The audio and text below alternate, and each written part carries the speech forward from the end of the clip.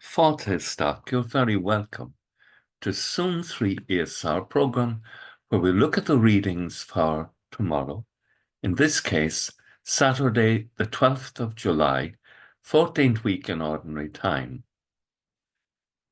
On Saturdays, we frequently meditate with Our Lady. Her phrase, "The Lord has done great things for me, holy is his name." And we do it on Saturdays because this is the day in which she held her faith after her son had died, that God the Father would indeed do something wonderful. Her faith was that there would be a response, and the resurrection is the answer given to those who hold in faith. The Gospel tomorrow is taken from St. Matthew's Gospel, chapter 10.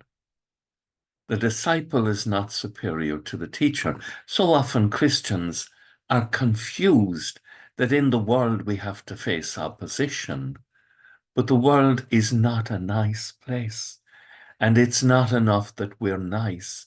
We need to be powerfully convinced and faithful to the gospel.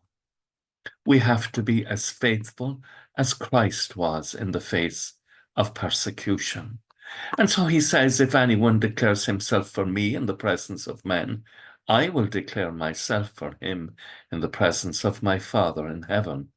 But careful, the one who disowns me in the presence of men, I will disown in the presence of my Father in heaven. Most disowning is done without a word. People walk away and refuse to stand for their principles. That doesn't mean you have to quarrel with anyone, but it means that you faithfully bear witness to Christ. The first reading, taken from the book of Genesis. The end of Genesis is powerful because it links into this statement of Joseph, the dreamer. Do not be afraid. Is it for me to put myself in God's place? The evil, he says to his brothers, you plan to do to me has by God's design been turned to good, that he might bring about, as indeed he has, the deliverance of a numerous people. God turns all things to the good for those who love him. So, the suffering we encounter in life, in following Christ, in bearing witness to the truth of his statements, that suffering brings about,